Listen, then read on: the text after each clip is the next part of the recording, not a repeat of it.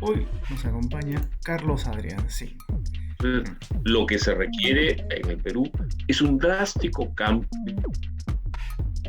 Si nos deja una lección las reformas de Carlos Boloña, fue que dejarlas incompletas es una muy mala idea. La corrupción en todos lados siempre es un fenómeno burocrático. Así que llamémosla bien, corrupción burocrática. Es fundamental entender que con deterioro institucional no es materia prima que va a agua. Pero si tú ves a Vizcarra negociando vacunas en plena pandemia y su ministra de Economía, ellos no van a ser enjuiciados como la ley dice que deberían. Y un país que es así no tiene una razonable esperanza. Obviamente yo no soy el elemento asiago que tenemos que mirar con mucho cuidado. El corto plazo y las políticas keynesianas en un país pobre son como una suerte de engaño, muchachos. Te distraes con él. Es evidente que el Banco Central debe estar enfocado en que la inflación no excede el 2%. ¿Por qué? Para tener una mínima carta de presentación y para no robarle al pueblo y a los jubilados. Y es que los países nunca son ricos por sus recursos naturales, solo son ricos por sus instituciones. Y las nuestras hoy están podridas.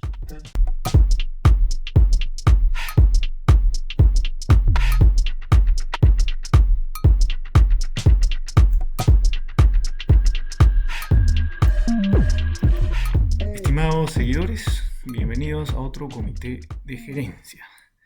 Hoy nos acompaña Carlos Adrián, sí, decano de la Facultad de Economía de la UPC, doctor en Administración por la Universidad Politécnica de Cataluña, máster en Economía de la Boston University y MBA de la Universidad de Quebec. Gracias por acompañarnos y por haber aceptado la invitación. Quisiera empezar la pregunta de rigor. En la visión de Carlos Adriancén, ¿cuáles serían las reformas económicas si se pudiera soñar que deberían hacerse en el Perú? Si se pudiera soñar políticamente, digamos, que se pudieran realizar. Lo primero que te diría para responder una pregunta tan rica y tan compleja como la que me has planteado es que es muy útil en el Perú tener en cuenta dónde estamos parados. A veces uno cree que está muy bien parado y uno no está bien parado. Cuando uno habla de reformas, en realidad uno habla de cambios. Es una palabra bonita para referirse a cambios de timón o cambios institucionales que produzcan un determinado objetivo. Para ello es bueno entender que el Perú está en franco declive. Más allá de cualquier buena intención o declaración retórica, recordemos que si miramos el crecimiento del producto por habitante de un peruano, el año 2010, y estoy viendo el gráfico, crecía ligeramente por debajo del 7%. Si utilizamos las cifras de la base de indicadores del Banco Mundial, de World Development Indicators, nos encontramos, y para el año 2012 le ponemos el, la proyección oficial del World Economic Outlook, nos encontramos con un promedio quinquenal de crecimiento anual cercano al 0%. Entendido esto, entendido que estamos en declive, entendiendo que la inercia con las proyecciones para los 3 años siguientes es un crecimiento promedio que fluctúa entre -2 y -3% por año para el quinquenio 2026-2021, y si lo hacemos década con la mitad de las observaciones ya registradas, el indicador es más feo. O sea, es bueno entender que tienes una economía en declive. Y digo este comentario porque la antesala a tu pregunta es, ¿qué reformas nos faltan? Uh -huh. Y en el Perú se hicieron algunas reformas de mercado a inicios de los 90, pero faltó mucho en materia de consolidación, fíjate, de libertades políticas, de derechos civiles, eh, y también de respeto a la propiedad privada. Y esto, de la mano con otras reformas que han afectado a la libertad económica, han producido una economía que cada año crecía menos, que era más corrupta. En el Perú, el régimen burocráticamente más corrupto siempre es el último. Okay. Desde acá hay cifra de transparencia. Si tú calculas el índice de percepción de corrupción burocrática de Fujimori, era mejor que el de Toledo. Y el de Alan García II, mejor que el de Vizcarra. Y el de Vizcarra, mejor que el de Sagasti. O sea, es una economía en continuo deterioro. Entonces, lo que te trato de decir es que las formas requeridas son de cirugía mayor, pero que enfrentan un entorno de inercia que no te permite tener resultados mágicos de inmediato. Los 70 y 80 fueron muy malos, pero los 90 pagaron la cuenta. Si tú ves el crecimiento de los 90, la mayor parte de los 90, es en realidad, hoy describe una fase de ajuste de los errores de los días en que gobernaba la Izquierda Unida, porque el APRA fue un vientre de alquiler. Si hoy quieres entrar en reformas, tienes que enervar de manera significativa libertades políticas, derechos civiles de verdad, libertades económicas, respeto a la privada, pero ese no es el modo de los peruanos. Los peruanos en realidad no saben si quieren o no un cambio constitucional repleto de wish list, es decir, de regalitos para los peruanos que viven en Londres, para los profesores de macro, para los transportistas, por constitución. Y los economistas, Pearson, Tabelín, hasta el día de hoy, sabemos que las constituciones son económicamente muy relevantes. Que contra más wish list, más pobre es el país. Que contra más expropiación, más pobre es el país. El problema peruano no es de manejo de corto plazo, sino de deterioro institucional. Si me permites mostrarte un gráfico desgarrador, lo que muestra la evidencia de precios internacionales del Perú desde el año 2014 al 2021, casi 22, es que los precios en términos reales, los términos de intercambio, son cada vez más altos. Y el ritmo de crecimiento de largo plazo, el promedio quinquenal, es cada vez más bajo. La creencia de que el Perú es un país al que le va bien cuando los precios son muy altos es solo una creencia difundida por mis amigos de izquierda. Estamos desperdiciando, creciendo cada vez menos con precios como los que nunca hemos tenido. Claro, con Velasco, en términos reales, los precios deflatados, los términos de intercambio, fueron mucho más altos que ahora. También los desperdiciamos. Y en el Perú de hoy, para entender reformas, hay que entender, por ejemplo, que si uno dibuja una línea sencilla en el ritmo de crecimiento de los sectores primarios, allá por el 2014, hoy día el nivel de producción de la minería o de los sectores primarios es la mitad. Es como si hubieran desaparecido en términos relativos. Entonces, lo que se requiere en el Perú es un drástico cambio de rumbo. Si nos deja una lección las reformas de Carlos Boloña, fue que dejarlas incompletas es una muy mala idea. Y hay una segunda observación que yo quisiera compartir contigo. Y esta observación tiene que ver con la palabra corrupción. Corrupción es la palabra que a los peruanos nos encanta juguetear todo el día. Pero es bueno pensar un poquito más allá en ella. La corrupción, en todos lados, siempre es un fenómeno burocrático. Así que llamémosla bien. Corrupción burocrática. ¿Por qué digo esto? Porque si el burócrata es como el señor José Carlos Valer, él no es coimeado, no es coimeable y no es cómplice. Para que los índices de percepción de corrupción sean peores cada gobierno, es porque estamos llenos de las tres C, de coimeros, de coimeados y de gente que ve y no hace nada. Y eso tiene que ver con prostitución institucional. Smith, que tiene su público, que algunos lo quieren, otros lo odian, y los liberales lo odian más porque no es suficientemente los liberales austriacos, si cabe llamarse así. Porque comenzó a hablar de la teoría del valor, reventando todo, pero más allá de esto, Ujú. eh, es fundamental entender que con deterioro institucional no hay materia prima que valga. Pero el deterioro institucional estaría focalizado entonces en el poder judicial, ¿no? Si la gente A es ver, corrupta y no es es, castigada, es obviamente. judicatura, Ujú. policía y fiscalía, debidamente prostituida desde el Velascato. El Velascato tiene un antes. Antes del Veracato, el Perú era un país folclórico, pero el Ujú. alcalde, el ministro Turbio, era expuesto al escrutinio público y metido preso.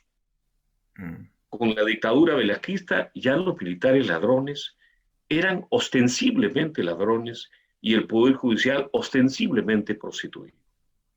Mm. Eso pasaba ya en los 70. Luego, con la caída de la dictadura, en los 80, ya con Belaúnde el sistema estaba debidamente prostituido.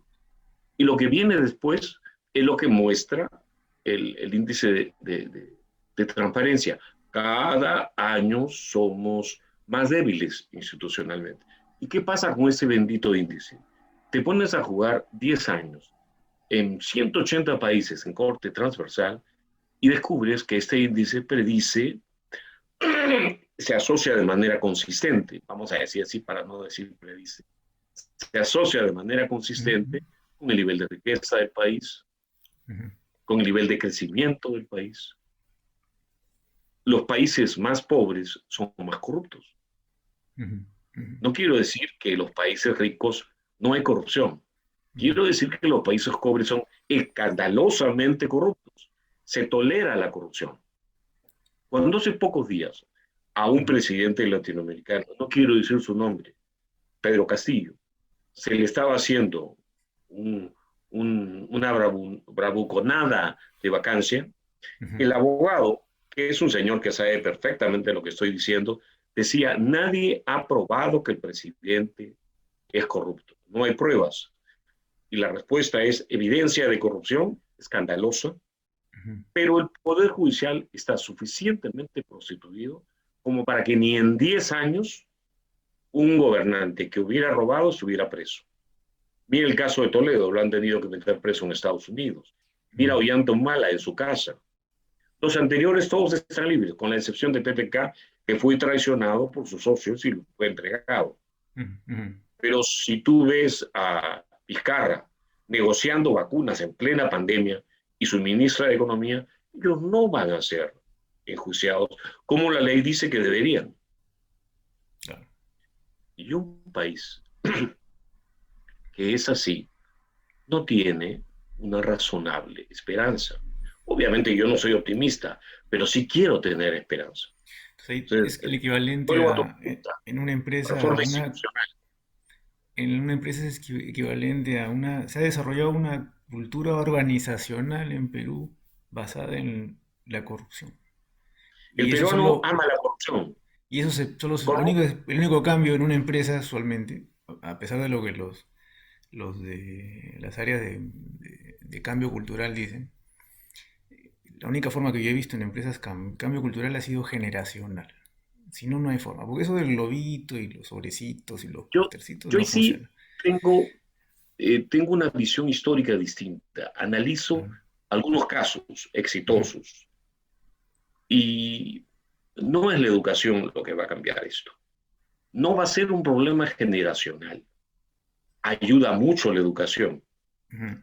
pero también ayuda mucho la determinación de crear las herramientas que te permiten limpiar. Un gobernante puede tratar de transitar de una judicatura prostituida a un cuerpo nuevo, una fiscalía prostituida a una fiscalía nueva, Ujú. una policía prostituida a una policía nueva, y recién iniciar la lucha, la Ujú. bendita cacería de brujas, los miles de presos. Eso, obviamente, requiere un liderazgo, Ujú. que el progreso ni es seguro ni es inevitable. Ese liderazgo debe persistir al menos, tú tienes razón, una generación. Pero en el corto plazo podemos quedarnos sin amigos con la cantidad de personas presas. ¿Cuál es el problema? Hay un problema del cual yo no estoy hablando cuando hablo de Mm. corrupción. ¿Sabes quién hizo Manhattan? ¿No? El Club de la Construcción. Así se llamaban.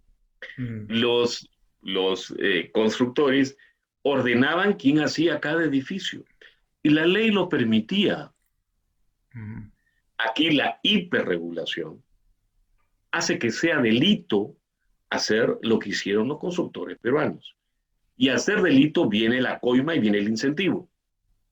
mm. Con una definición de corrupción o de delito mucho más eh, enfocada, es mucho más fácil castigar a los corruptos.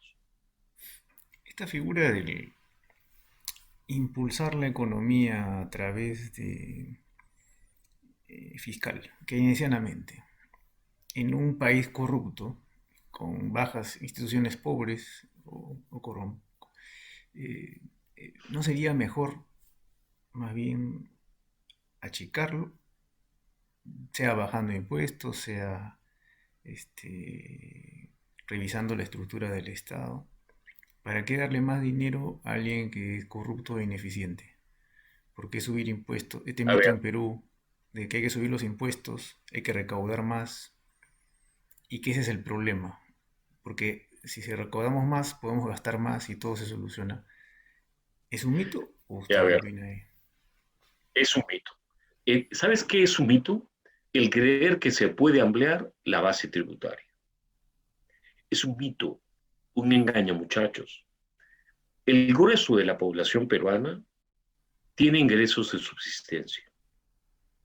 Si tú quieres que ellos recauden más, te van a tener que dar los recursos que utilizan para mantener a sus familias, para su consumo. Ujú, Y tú sabes, cuando uno deja de consumir, al poco tiempo se muere, pero ujú, antes se pone de mal humor. mm, La mayor parte de los peruanos no puede pagar impuestos por su pobreza. Entonces, al resto formal, al señor Valer y a cualquier otro que vive en el Perú, ujú, lo van a rellenar de impuestos como suizo o que da Inglaterra. ujú, Tú vienes acá, al Perú, a vivir, puedes tener un apartamento igual o más bonito que el que tienes, pero vas a pagar una enorme cantidad de impuestos. mm, Solo que a cambio de eso, tú vas a tener que pagar por tu seguridad, por tu defensa, por tu salud, y vas a tener que soporte las pistas, como en el lado oeste, como en la Inglaterra preindustrial, a mm, tu cuenta y riesgo. La corrupción peruana se ha asegurado de eso, que el sector público sea una cloaca. No quito que en el sector público hay héroes, médicos héroes, economistas héroes, ingenieros, pero son pues estadísticamente despreciables, porque el sistema corrompe. Si te llama Pedro y te dice, ¿sabe qué, señor Valer? Hablé con Carlos Adrián y me dijo que usted es un tipo extraordinario. Sabrás que es mentira, yo no conozco al señor Castillo. Y por favor, acepta ser ministro de Economía. No, tú le consultas a tu esposa, a tu hija, se abrazan, te va a decir tu mujer, siempre has estudiado economía para tratar de hacer algo por tu país. No seas tímido, acepta. Gentilmente me llamas y me preguntas, Carlos, ¿debo aceptar el puesto? Y te voy a decir, ¿qué quieres? ¿Caer en manos de estos fiscales y estos jueces? Vas a maldecir el día que naciste. ¿Puedes garantizar que tus segundos, terceros y cuartos no roben masivamente? Por supuesto que no. No puedes controlar al entorno del presidente. Mira el caso de Pablo de la Flor, un tipo que trató de ordenar la reconstrucción con cambios y lo despedazaron y lo desprestigiaron. Hasta él se pregunta qué hice mal. En realidad él no hizo nada mal. Un elemento asiago que tenemos que mirar con mucho cuidado. El corto plazo y las políticas keynesianas en un país pobre son como una suerte de engaño, muchachos. Te distraes con ello. Es evidente que el Banco Central debe estar enfocado en que la inflación no excede el 2%. ¿Por qué? Para tener una mínima carta de presentación y para no robarle al pueblo y a los jubilados. Segundo, tienes que asegurar un sistema donde los derechos de propiedad se respeten, la inversión pueda venir lentamente, no en el punto en que estamos hoy día. El año 2013 es la cifra de formación bruta de capital por persona que publica el Banco Mundial. Son casi el doble de las actuales. O sea, el PBI potencial peruano está comprimiéndose. Y en la discusión económica peruana hablamos de Ucrania. Habremos de evitar que las amas de casa sufran la elevación del precio del crudo. Y yo que me pregunto, ¿qué cosa más inmoral que eso? Porque si tú introduces un control de precios para suavizar el impacto, estás induciendo a un consumo irresponsable de combustibles a costa de su uso alternativo, cuando previsiblemente la guerra puede ser larga. Y lo que conviene es que haya sustitución de consumo y de insumos. Y un plan energético de largo plazo, ¿no? Algo que garantice El problema una del plan estabilidad. energético de largo plazo es la cantidad de expertos que hay de plan energético. Todos inventan alguna rentabilidad para un amigo. Ah, claro, debe ser, porque cuando tú revisas de lejos ves la matriz energética peruana y me extrañó, bueno, me puse a revisar y no había reservas estratégicas. Los precios del petróleo se negocian en el cash, digamos, en el día a día. No hay futuros del petróleo, de algo que obviamente va a variar y es oscilante. O sea, esa cultura de preparación que existe en otros países, aquí no existe, ¿no? Como si viviéramos claro, hace 30 años, ¿no? Entonces, A Keynes le atribuyen la frase de en el largo plazo estamos todos muertos. Yo siempre pensé que si no tienes una visión de largo plazo, sí estás muerto. sí, no, Tienes que tener una clara visión de cuánto quieres crecer, qué estás haciendo para crecer, qué variables se asocian con el crecimiento, cómo te está yendo en términos de desarrollo, no en el corto plazo. ujú, Yo soy indistintamente profesor de Arizona y profesor de la Universidad de la UPC y dicto historia económica. ujú, Y me metí a dictar historia económica porque un día me llegó a la mano un libro viejo de historia ujú, y nunca he visto tantas mentiras en mi vida. ujú, El mismo libro que sostenía las mentiras, y no voy a decir la cita del libro, el compendio de historia económica publicado por el Banco Mundial, en la parte final tenía un anexo estadístico Excel que tú puedes revisar. ujú. Entonces revisas tal o cual artículo y descubres que lo que las bases de datos y las escudriñas te contrastan es algo muy distinto a lo que se escribe. Claro, es la Me hizo pensar en reinterpretación de la data, ¿no? el pasado escribe el futuro, pero el presente controla el pasado. Mm, Entonces, estos señores escriben lo que quieren, repiten lo que quieren, pero son cosas que no pasan, pero se toman en cuenta para gobernar hoy y por lo tanto explican el fracaso. ujú. El estudiante que nos esté escuchando, escucha a dos economistas que conversan sobre el declive del Perú, sobre la corrupción del Perú, y él puede decir, pero ¿qué esperanza tengo? Pues la esperanza es muy sencilla, hacer que este país, que tiene el 8 a 9% del producto por persona de un norteamericano, se desarrolle y que no es más allá del 0.2% de la economía mundial, es sencillo. Smith ya nos mostraba que todas las economías que tienen mayor respeto a la propiedad privada cargan, como tú decías, mucho menos con impuestos a su gente. Hay más libertad para que el peruano, el filipillo peruano emerja, Ujú. que no le hace caso a los mercaderes, que me dicen, pero además hay una huelga de transportistas que están pidiendo un montón de cosas. Bueno, cuando hay una piñata, todos le damos duro a la piñata para ver si caen caramelos. Pero justamente lo que requerimos es instituciones. Ujú. Una democracia no es the will of the people. Una democracia es límites al que gobierna para que no pueda hacer barbaridades, para que no pueda abusar. Claro. Pero en el Perú eso no lo conocemos.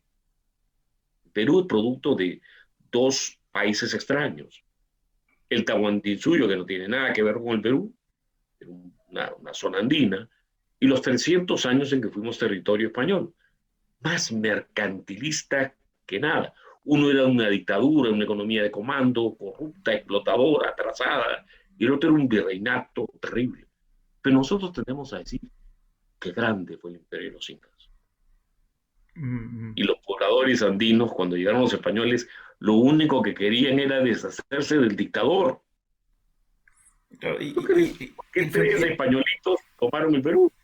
y el fenómeno es similar en otros países, ¿no? Sí, Incluso Ucrania, otros países, claro, la Ucrania es culpa más siempre intensa. los italianos, la culpa siempre No, es no. del que Ucrania invadió hay por 20, 30 seis años. peculiaridades. Bueno, Ucrania es interesantísima. ¿Has visto la cifra de Ucrania? Algo así. Declive hace 15 años. Claro, es Y el más pobre de Europa, Rusia y con Ucrania estaban Albania. en declive. Y se va a la guerra cuando tienes que distraer a la gente. Eso está escrito hace milenios. Sí. A mí que me digan Rusia es una potencia, por amor de Dios. El producto por habitante de un ruso es mucho menor que el de un argentino. Argentino al caído de estos tiempos. Claro. Rusia, toda la federación, produce menos que Brasil. Ejemplo de fracaso económico sensible. Entonces, Sí, preguntarnos, es menos del tamaño de España. Me decían que parecido al tamaño de Holanda. O sea, no, económicamente no es una potencia, su potencia no, está basada en la fuerza nuclear. Eso es claro, pero ahí viene el detalle. mm, El producto por habitante de un ruso es un poquito más de un décimo de un norteamericano. Es como guerra entre los mundos. A mí cuando me dicen, los rusos tienen 800 ojivas nucleares ujú, y los americanos 400. Yo digo, eso va a ser una paliza monstruosa, porque te imaginas los sistemas que tiene un país cuyo producto por habitante es 10 veces mayor comparado con uno que es subdesarrollado, que ujú. tiene 10 veces menor dotación de recursos, tecnologías e instituciones. Entonces digo, me preguntaba alguien hace poco, ¿y qué ves en la guerra? Un negocio de armas. Todo el mundo está vendiendo armas y ucranianas. Es una vergüenza, un asco esto. En el Perú, y discúlpame esa dureza, en el Perú hace poco un gran analista periodístico me dijo, pero los peruanos vamos a florecer con los términos de intercambio de la guerra. En primer lugar, yo sentiría vergüenza de florecer de la desgracia de nuestros hermanos ucranianos.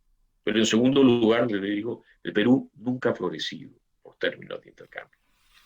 El Perú florece por comercio. Y lo que está generando esta invasión rusa es una contracción severa del comercio y una recomposición hacia el comercio de armas. Ujú, Y ujú. no creas que le van a vender armas a Ucrania nada más. Le van a vender armas a Bolivia, a Ecuador, a Colombia, a Chile, nuestros países hermanos. Y no Ujú. nos va a quedar más que comprar armas. Porque no hay OTAN, no hay tratados, no hay nada. ¿Y sabes qué? ¿Sabes qué van a hacer nuestros gobernantes latinoamericanos con la compra de armas? Su jubilación. Claro, en toda transacción del Estado está Un ahí. mundo eh, que nos debe llevar a reflexión sobre qué no debemos hacer. Por Ujú, supuesto que el caso de Ucrania a cualquier país del mundo, a Inglaterra, a Reino Unido, le obliga a decir, si no hay OTAN, ¿cómo me defiendo? ujú, Así de claro. Tú puedes ser todo lo pacifista que quieres, admirar a Chamberlain, que fue un desastre, ¿no? ujú, Que generó la Segunda Guerra Mundial para ujú, muchos, tipo encantador. Pero lo concreto es que te tienes que armar para que no vengan por ti. Y eso va a recomponer parte de la economía mundial y de los flujos de comercio en los próximos años. ujú. Es un crimen lo que pasa. Su visión de corto plazo, bajo lo que tenemos ahora. ¿Cómo ve los próximos años? ¿Lo ve Castillo terminando el gobierno? o no, y A ver, igual ve la inversión regresando. el pueblo peruano tiene un aliado y un enemigo. En los dos casos, por las razones inversas. Empecemos con el enemigo. Tenemos un Congreso tremendamente corrupto e inepto, que está utilizando al señor Castillo como una especie de piñata, sin anestesia. Y tenemos un aliado. La gente de Castillo y Castillo son particulares. Un flujo ininterrumpido de escándalos que los puede llevar hacia un nuevo proceso electoral. Ahora, eh, tengo certidumbre que estos 5 años son años de declive, pero hay incertidumbre de cuándo pase lo que puede pasar, porque además hay que tener en cuenta que Castillo no fue un candidato que ganó la elección nítidamente. No hablo de la sombra del proceso, hablo que Keiko y Castillo juntos tuvieron 1 de cada 5 votos. Juntos. El 4 de cada 5 votos los repudia a los dos. Y ahora Castillo se ha deteriorado. En este contexto, cualquier cosa puede pasar. Solo que la clase política local ha entendido que el moribundo es un excelente negocio. Claro, porque está débil, No, ¿no? no tenemos visión de país. Ujú. Y Esa por visión Dios, tendría que ser trasladada bueno, en las siguientes elecciones, si es que en las votaciones, ¿no? Y los jóvenes son la mayoría ahora. Son los que van a votar nada de y esto los es que casual. menos informados están, ¿no? Mira, cuando Boloña hace la reforma del mercado que generaron esa bonanza pocos años después de sudar los errores de la clase intelectual limeña que abrazó con devoción el retroceso de Alan García y Albert Cato. Ujú. Cuando Boloña hace eso eran 5 asesores. El Perú había sido abandonado. La recaudación tributaria no llegaba al 4% del PBI. El total de masa monetaria era 4. La inflación era en ese momento la hiperinflación más longeva de la historia. Desdichadamente, los venezolanos nos han pasado por encima Nos quitaron el en título. términos de longevidad de errores de política económica. Entonces, con poco se puede hacer mucho, pero creo que ya es tiempo de comenzar a mirar la historia y hacer Ujú. un mejor diagnóstico del pasado para no repetirla. El problema es que eh, todavía hay mucho por trabajar. Y si me dices, ¿qué candidato político tiene una visión? Te voy a hablar del próximo partido de Perú con Australia o con Emiratos Árabes, Mm, que además puede ser un partido donde la corrupción juega un gran papel, mm. al menos con Emiratos, porque los australianos no pueden coimear, están fregados, tienen instituciones, por eso son desarrollados. Claro. Es mucho más probable que Perú gane a Australia que a Emiratos, Ujú. porque Emiratos tiene otras armas. Ah, ya, a ver si lo entiendo. Es Entiendo. escandaloso lo que estoy diciendo, pero ojalá esté equivocado. Bueno, hoy, agradecemos mucho a Carlos Adriancén por habernos acompañado. Esperemos que los jóvenes hayan escuchado y si al menos hemos llegado a un joven a cambiar su forma de ver o cuestionarse, ni siquiera cambiar de forma de pensar, sino cuestionarse un poco y que evalúe mejor sus decisiones siguientes al votar. Ahora que vienen las regionales, sí, ya habremos hecho, contribuido con algo. Muchas gracias, Carlos, por habernos acompañado. Carlos, quiero agradecerte muchísimo por la invitación.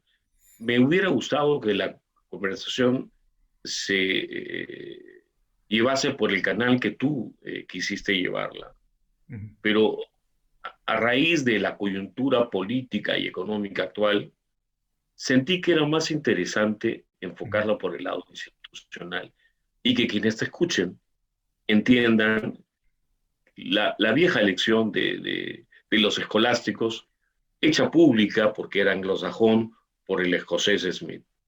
Y es que los países nunca son ricos por sus recursos naturales, solo son ricos por sus instituciones. Y las nuestras hoy están podridas. Tenemos que cambiarlas. Estimados seguidores, nos veremos en el próximo comité de gerencia. Un placer.